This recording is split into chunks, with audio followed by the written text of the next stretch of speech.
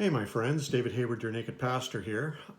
Somebody asked me some questions recently about cartoons. I am, as many of you know already, a cartoonist, and so a lot of people wonder how to get started, what motivated me. Often on podcasts, these are the questions I'm asked, right? Like, why do you do cartoons? When did you first start drawing them? What was your first cartoon? When did you realize this was a thing? Um, how many cartoons do you have? All that kind of thing. So I thought I would just take a few minutes and answer some of those questions. Um, so why cartoons? Well, I've been an artist my whole life. I don't remember ever not drawing. My dad was a painter and he drew, and so whenever there was paper and pencil around, I would draw, and um, you know, I did some watercolors and things like that. So I've always been an artist. But it was around 2005 when I started my blog, Naked Pastor. And about a year later, like, I love a good cartoon. For me, the gold standard is the New Yorker cartoons.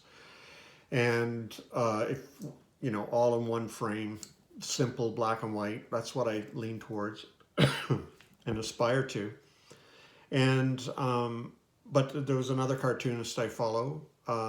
His name is Hugh McLeod, and he started the Gaping Void cartoons. And he's more in the business world and life of business people kind of world. Anyway, he was doing cartoons every day on the back of business cards, and I thought, I'm going to give it a shot. I'm going to try cartoons for a while and see how that goes. And I said, I'm going to challenge myself to draw one cartoon a day until I run out of ideas. And I thought I might last a month, but here I am. That was 2006. So 15, 16 years later, here I am still drawing cartoons every day. And I just love it.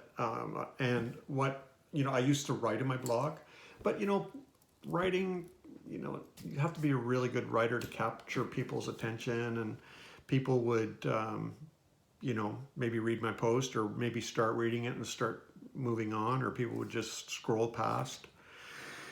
So I just remember thinking, I'm going to try a cartoon. And I started noticing more and more traffic and more people watching. They say a picture's worth 1,000 words. So wouldn't you rather look at a picture and get a message in a moment than to read 1,000 words? I mean, there are 1,000 words out there that are written that are just a beautiful experience to read. But if I can convey in a short amount of time what I can convey in a cartoon, I'm going to do it. So I just kept doing it, and my Naked Pastor cartoons started getting shared, and they just started moving around. And I remember one of my first ones was Eraser, that sort of hit the road running. And I think that was really my first real viral cartoon that really took off. And I think it was from that moment I was kind of recognized as a cartoonist.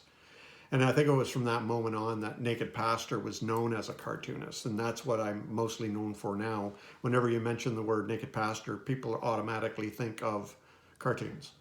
So that's why I do my cartoons. They just have this powerful way of bypassing your intellect, all of your, obstacles, all of your opinions, all of your, arguments, everything. They seem to bypass that and go straight for your heart. So, for example, I remember one of my first LGBTQIA plus cartoons where Jesus is walking with a man and they're holding hands, and the man says, "Sorry, Jesus, but I think I'm gay." And then Jesus says, "Hey, don't worry about it. I already knew it before you did. Like, it's no big deal." And I remember the power of that cartoon, how validating and encouraging it was to the LGBTQIA plus community. But I remember how angry it was, how it angered others, because they saw Jesus holding a man's hand and affirming his, being gay. And,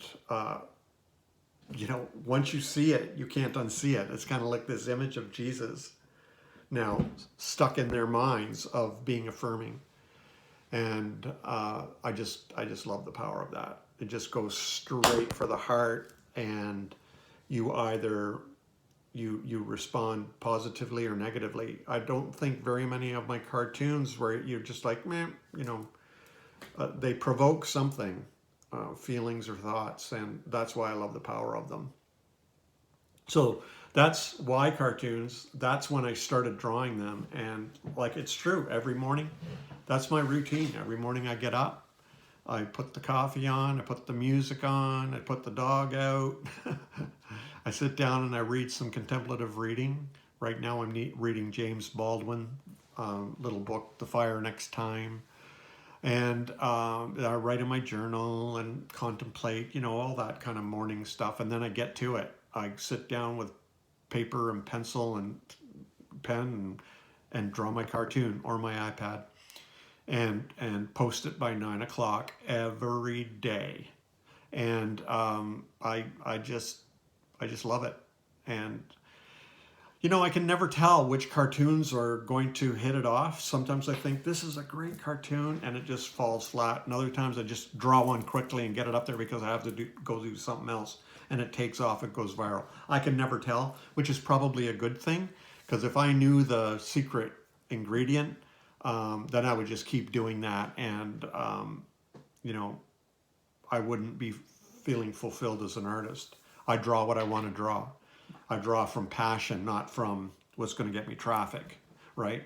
So that's why I do cartoons and why I keep doing cartoons and why I challenge myself to do them. I have a lot of fun doing it, and I like how they stir things up, out there in the community. My very first cartoon was a real stupid one. I can't even...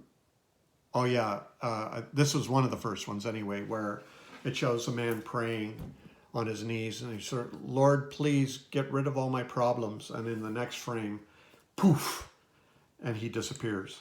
So I thought that was pretty funny, where, obviously he's his biggest problem. And, I think that's not too bad for one of my first. And, I've done better ones since then, and I've done worse ones. So, the first popular viral cartoon was probably Eraser. And it shows a bunch of people drawing lines on the ground with big fat pencils, separating themselves with lines. And then Jesus is in the middle of them with his big fat pencil upside down, erasing the lines. And I just love that image. There's no words. I think it's a very powerful, graphic of, that verse, I think it's in Philippians or Ephesians, where there is therefore now no dividing wall between us. And I believe that, and I think that cartoon adequately expresses that. Actually, more than adequately, I think it illustrates it really well. A lot of people love that cartoon.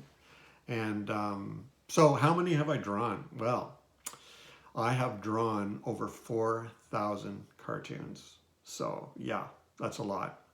But if you draw 365 cartoons a day, at least, and it's been 15 years, do the math, right? So, and on top of that, I've got my Sophia drawings, I've got my Images of Christ drawings, I've got my other graphics and other things, tattoo designs, commission work that I do for people. So, as you can imagine, that made it really, really difficult for me to choose my best of cartoons. I'm just coming out with a book soon, a couple months, Flip It Like This, and where the publisher Broadleaf asked me if we could do a best of cartoon book, and they said, let's keep it to 130, I think. So can you imagine trying to distill 4,000 cartoons down to the best of, the 130 best ofs? And they asked me to come up with 15 new original ones never before seen. So that's what this book is about. And so it was a challenge to, out of thousands of cartoons, literally, come up with a fraction of what we felt were the best ones. Fortunately, there were good people at the publisher to help me out. So, out of 4,000 cartoons, I've got some good ones, and I really love the power of them and the ability they have to communicate. And for me, this is my secret. is I try to keep it as minimal as possible, as few lines as possible, and as few words as possible, and no color if possible. Now I run into problems with color on my cartoons, of course, because with my LGBTQ plus IA plus cartoons, with the rainbow sheep and so on, you kind of need color. Or with my trans sheep, you kind of need color. So that's where I'll definitely add color. And as you can see on the cover, flip it like this. Jesus is showing a woman how to flip tables. So we use color on the cover, obviously. But yeah, so it's, that's what I try to do with my cartoons. Here's one of my more simple ones. This for me is what I try to do. It's very, very simple. Left behind. Very just black and white, straight line, just lines. And of course, I'm making fun of the Left Behind series of people who've been left behind after the second coming of Jesus. And I think that's pretty darn funny.